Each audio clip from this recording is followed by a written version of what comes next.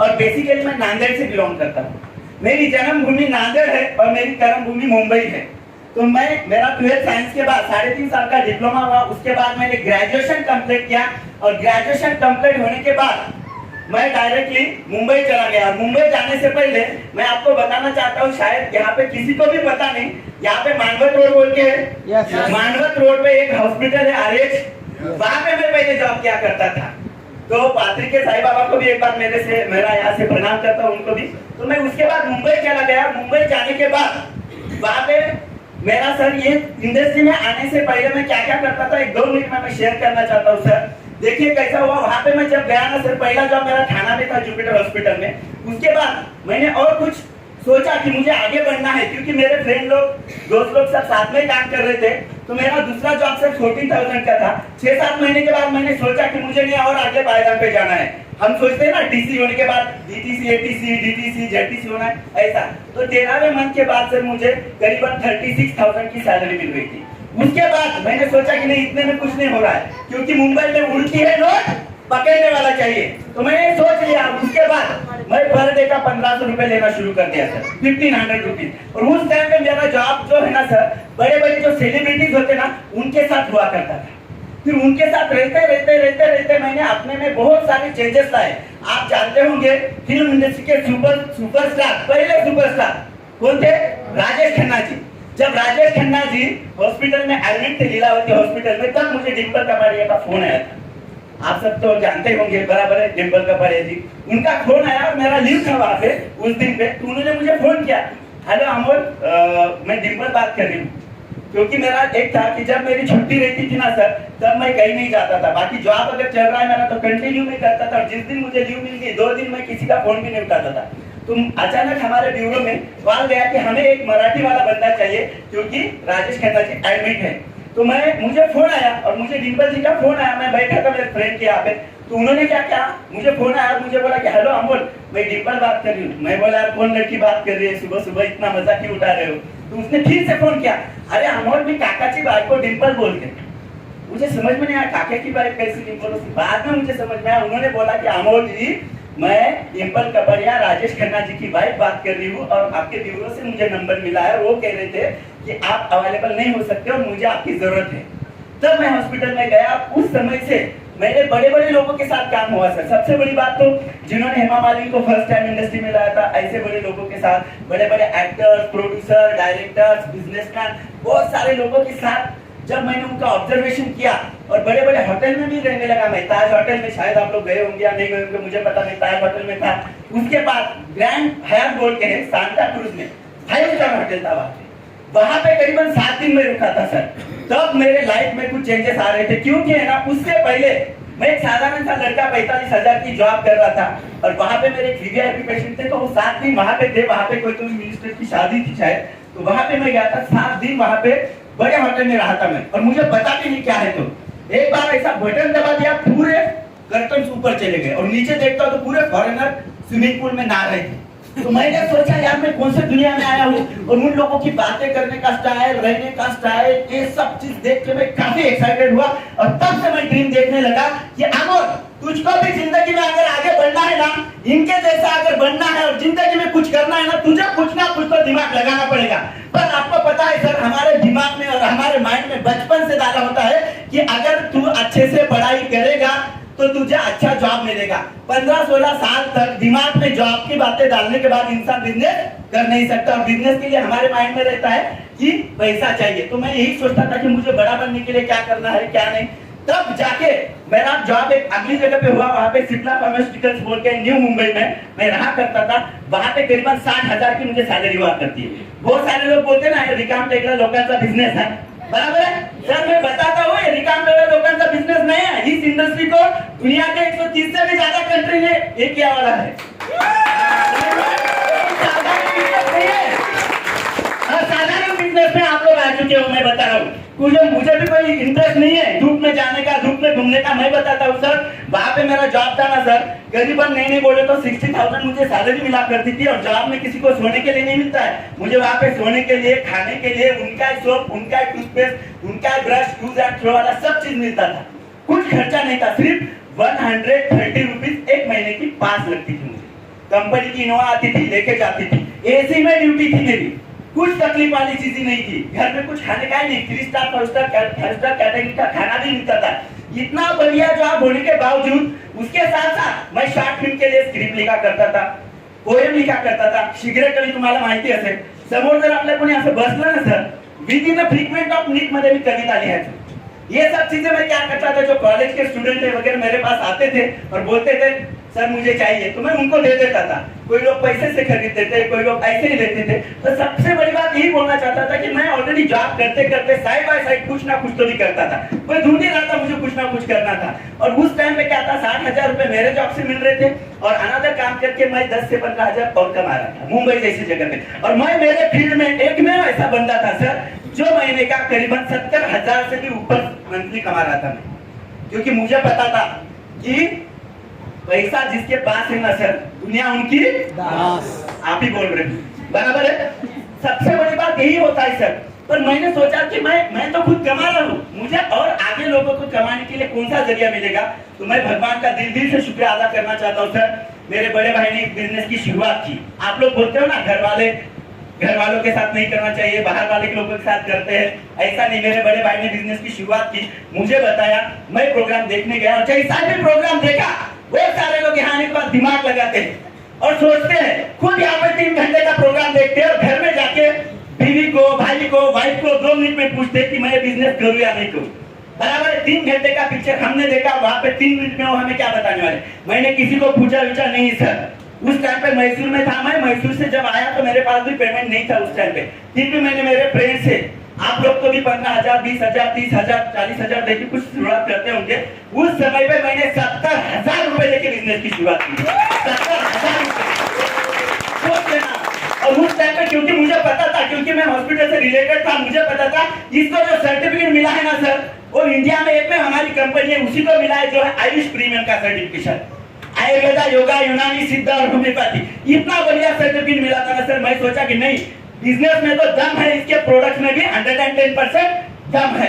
तो मैंने शुरुआत किया, करते गया और जब जॉब कर रहा था मेरे फ्रेंड लोग मुझे बोलते थे कि नहीं यार अभी अमोल तो क्या। मैंने 2-3 लोगों को प्रोग्राम दिखाया और प्रोग्राम में तो आपको पता है क्या बोलते हैं कि घर आएगी, कार आएगा, बराबर है। तो मैंने मेरे फ्रेंड को लेके गया, उसमें से 2-4 लोगों को दिखाया और जैसे भी मैं ऑफिस में आता था, वहां पे कैसा है, इंटरनेशनल लेवल का ऑफिस था। जैसे भी अंदर एंट्री करते हैं ग्लास ओपन होते थे, अंदर जाए ग्लास बंद हो जाते थे। तो ऐसा था, तो वहां पे जैसा भी एंट्री होता था मेरे फ्रेंड बोलते थे अभी तो ये घर ही लेने वाला है। अरे बाप रे साहेब आले आता है तो कारच घेणार आहे। मुझे 2-4 बार बुरा लगता है यार, किसी को भी बुरा लगता है। खाते वक्त भी बोलते थे बाप रे साहेबच आले बाबा, आता घेते वाटते का। अमोल साहेब तुमच्या कार मध्ये बसवणार ना, बघा घेतली तर जरा आमच्यावर लक्ष ठेवा। अरे मजाक उड़ा रहे थे, मुझे सामने से दिखाई दे रहा था, मैं भी थोड़ा निगेटिव हो रहा था, पर मुझे पता है निगेटिव क्या होता है, पॉजिटिव। निगेटिव को ले लेके मैं पॉजिटिव हुआ और जब भी वो लोग आते थे और बोलते थे कि अरे वाह तू तो घर ही लेने वाला है, तब मैं बोलता था तथास्तु, ऐसा सुन ले। जब वो बोलते थे कि हम तो कार लेने वाला है, तभी मैं ये बोलता था तथास्तु। और मैं बोलता हूँ सर दावे के साथ, भगवान की इतनी बड़ी कृपा, माता पिता का आशीर्वाद, मेरे अपलाइन का सपोर्ट और माय लाइफ की कृपा से सर मुंबई जैसे जगह पे मेरा खुद का घर है और भगवान की कृपा से 10.5 लाख की कार मेंटेन करता हूँ। ये माय लाइफ की ताकत है। और मैं आपको दावे के साथ बोलना चाहता हूँ सर, आप इतने पावन और इतने पवित्र भूमि में होना सर, मजाक नहीं कर रहा हूँ, जहाँ पे साईं बाबा का जन्म स्थान हुआ है, बराबर है, पादरी में, बराबर है, इतने बढ़िया लेवल पे। और यहाँ पे आप जो काम करोगे ना, कसम से बता रहा हूँ 110% आप आगे बढ़ने वाले हो। क्योंकि आपके साथ जो लीडर लोग है ना सर, आप है ना सर, हमें क्या होता है ना, वैल्यू नहीं होता है, अपने लोगों का वैल्यू बहुत कम होता है, आपको पता नहीं। आपके जो आनंद सर है, आपके जो रवि सर है, इनका वैल्यू है ना सर, आपको कितना है आई डोंट नो, लग रहा था एक्साइटमेंट से तो आपको भी ज्यादा ही होगा, पर सर कहीं गुना ज्यादा मार्केट में उनका बहुत वैल्यू है सर। तो प्लीज वो जैसा बोल रहे हैं सर वैसा करो। बहुत ही मैं बता रहा हूँ सर, बहुत ही कम समय में उनका जैसा लेवल अचीव हुआ है ना, वैसा आपका भी हो सकता है। तो क्या होता था ना, मैंने फिर शुरू किया, करते गया, भगवान की कृपा से फिर मेरा बिजनेस नांदेड़ में आ गया। मुंबई में करते नांदेड़ में आया, नांदेड़ में टीम बना, ऐसा करते मेरा वाशिम साइड में गया, उधर टीम बना। सिर्फ एक ही मैं बोलना चाहता हूँ सर, जिंदगी में हमें करना है ना, कुछ भी करके कुछ ना कुछ तो करना पड़ेगा। 2 जगह पे तकलीफ होती है सर, एक तो गरीब रहने में भी तकलीफ है भी तकलीफ है। कौन सी तकलीफ आप झेलना चाहते हो? अमीर बनने आप गरीब रहने में भी तकलीफ है। अभी मैं ट्रेन से आ रहा था 2 दिन पहले और मैंने देखा, मैं थोड़ा सा गया स्लीपर से बाजू के डब्बे में, वहां पे जो लैट्रिन का रहता है ना सर, वहां पे 4 बंदे सो रहे थे एक के ऊपर एक। पता नहीं कैसा नींद आ रहा, हमें तो थोड़ा हाथ भी गिरा तो नींद नहीं आती हमें। एक के ऊपर एक बड़े आधे शान से सो रहे थे। क्यों? ये आदत का नतीजा है। हमने क्या किया है, आदत लगा के रखी है। और आपको झूठ नहीं बोल रहा मैं, स्टेज पे बाहर आके मिल लेना, मैं आपको फोटो भी दिखाऊंगा, मैंने फोटो भी खींचा है।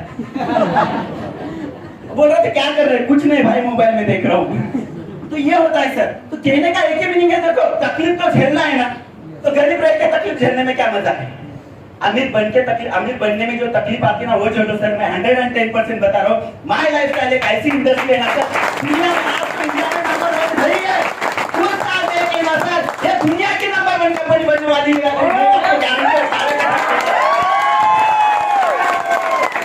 और इसके साथ अगर आप एसोसिएट होते हो, अभी कुछ लोग तो हुए वाले और कुछ लोग होने वाले, मजाक नहीं कर रहा हूँ सर। देखो गंगा नदी, कोणती भी नदी रहने दो, नदीचं काय होतंय, ती नदीचा उगम लांबून असो या जवळून असो, प्रत्येक नदी ही समुद्राला मिळते। कुछ जल्दी मिलेगी, कोई नदी जल्दी मिलेगी, कोई बाद में मिलेगी, मिलना तो है ही है। तो इतना मैं कहना चाहता हूँ, देखिए अगर दुनिया ने मंजूर किया, मेरे फ्रेंड लोगों को उस टाइम जब अपना अचीवमेंट नहीं होता ना सर, तब हम किसी को सिद्ध नहीं कर सकते कि इसमें क्या होता है। तब मैंने मेरे फ्रेंड लोगों को कुछ नहीं बोला, और मुझे पता है कि दुनिया का उस टाइम का सबसे रिचेस्ट पर्सन बिल गेट्स अगर बोलते हैं कि अगर मैं जीरो पे आया और जीरो से अगर मुझे हीरो बनना है तो एक ही इंडस्ट्री है, वो है डायरेक्ट सेलिंग। तब मैंने सोचा मैं तो इतना अमीर नहीं हूँ। उसके बाद दुनिया सबसे ब्रिलियंट पर्सनालिटी जो हमारे भूतपूर्व राष्ट्रपति थे डॉक्टर APJ अब्दुल कलाम जी, इनको क्वेश्चन पूछा गया था, अगर इंडिया को अगर महासत्ता बनना है तो कौन सी चीजों की जरूरत है? उनमें से उन्होंने 3 चीजें बताई, उनमें से एक थी डायरेक्ट सेलिंग। तब मैंने बोला इतना दिमाग तो अपने पास भी नहीं है, अगर ये इंसान बोले। उसके बाद जो भूतपूर्व राष्ट्रपति थे डोनाल्ड ट्रंप, उनका आप साइट चेक कर लेना सर, वो भी नेटवर्किंग करते हैं। अगर दुनिया के इतने महारथी अगर इस इंडस्ट्री के लिए काम करने की कोशिश कर रहे, काम करने के लिए बोल रहे हैं, तो हम अपना दिमाग लेके खा भाग रहे हैं। और ऐसा नहीं है, कोई आपको बोल रहा नहीं कि आप जो आपका काम चल रहा है छोड़ो, आपके काम के साथ करना चाहिए। क्योंकि क्या होता है ना, धीरे धीरे से आगे बढ़ जाता है। मैं आपको बता रहा हूँ मुंबई में और यहाँ पे क्या डिस्टेंस है। आप इतने इजी माहौल मिला है ना सर आपको। मुंबई में अगर आपको GTS में आना है, GTS का टाइम अगर 11 बजे का है ना सर, मैं आपको बता रहा हूँ वहां पे 8:30 बजे से आके लाइन लगाना पड़ता है। और दूसरी सबसे बड़ी बात, मुंबई में बिजनेस करना इतना इजी है नहीं। आप बहुत लकीएस्ट हो, बहुत लकीएस्ट हो कि यहाँ पे 1 घंटे के अंदर आप मानवल पहुंच सकते हो, 1-2 घंटे में परभनी पहुंच सकते हो। वहां पे ऐसा नहीं सर, वहां पे बहुत तकलीफ है, बहुत ट्रैफिक है। और सबसे बड़ी बात तो मैं बताता था, जब मैं शुरू में मुंबई में गया था ना सर, मुझे पता नहीं था, मैं ऐसा खड़ा हुआ, पीछे से 4-5 लड़की आई, उन्होंने मुझे अंदर चढ़ा दिया। अरे मुझे समझ में ना आ रहा हो क्या रहा है। मेरा जाके मुझे बोला कहा नहीं हो क्या? अभी उनको तो पता है नया होगा तभी तो खड़ा होगा। वो 4-5 लड़कियां लेती है, मैं ये कौन सी दुनिया है रे बाबा यार, लड़कियां डायरेक्ट कर लेती है क्या? अंदर लेके चली गई। और फिर मैं मुझे पूछा उतरना कहाँ है? मैं बोला मुझे घाट के ऊपर उतरना। अरे बोले तू इस ट्रेन से क्यों आए थे?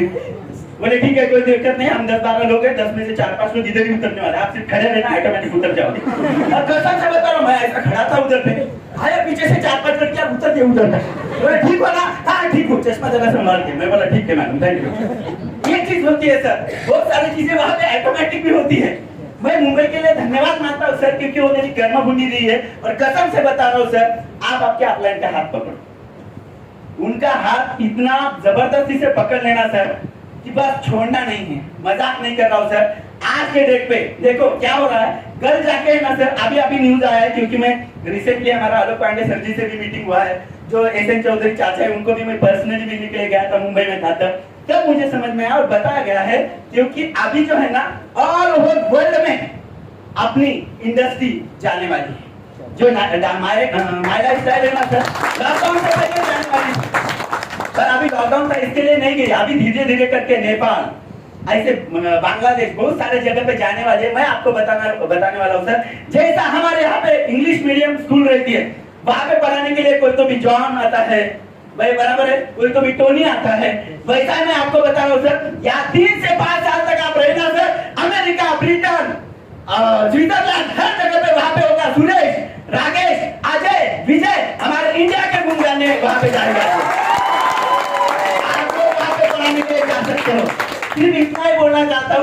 जिसके साथ भी आए ना सर, आप कसम से बता रहा हूँ, आप आए नहीं हो, आप लाए गए हो यहाँ। बराबर है, आए नहीं हो, आप लाए गए हो। जैसे मैं उधर अंदर चढ़ा नहीं था, मुझे चढ़ाया गया था, और मैं उतरा नहीं था, मुझे उतारा गया था।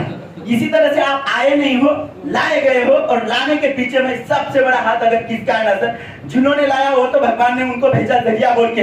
पर आप अगर यहाँ पे आए हो, 110% मैं दावे के साथ आपको कहना चाहता हूँ सर, ये अपने माता पिता के पुण्य के बिना आप यहाँ पे आ नहीं सकते, क्योंकि ये ऐसे किसी को मिलती नहीं है। बोलते हैं ना, भगवान की कृपा के बिना एक पत्ता भी नहीं हिलता है। आज अगर आप यहाँ पे आए हो तो कसम से बता रहा हूँ, वो भगवान की कृपा है। सिर्फ आप यहाँ पे आओ, कुछ दिमाग नहीं लगाना है। जैसे आपके सर बोलते हैं, अवसर सर है, रवि सर है, जैसे बोलते हैं वैसा करो, बस हाजी बोलते रहो। सर ने अगर बोला सर ऐसा है, ओके सर, डन सर। क्योंकि एक पिता और एक अपलाइन अपने बच्चे का कभी बुरा नहीं सोच नहीं सकता। समझ में आया? और आपको तो इतने अच्छे अच्छे लोग मिले हैं सर। और सच में मैं इतना बताना चाहता हूँ आप लोगों को, कसम से देखिए, यहाँ पे हम जो ये कर रहे हैं ना इंडस्ट्री में काम, ये शीशे की तरह है। कैसा है? शीशे की तरह। और शीशे पे ही लोग पत्थर को फेंकते हैं, बराबर है? Yes yes. पत्थर के ऊपर पत्थर फेंकते नहीं है, वो सिर्फ पत्थर झेलो 3-4 साल। बोलते हैं ना, मांझी तेरे कश्ती के तलबदार बहुत है, मांझी तेरे कश्ती के तलबदार बहुत है, यहाँ पर कम पर वहां पर बहुत है। जहाँ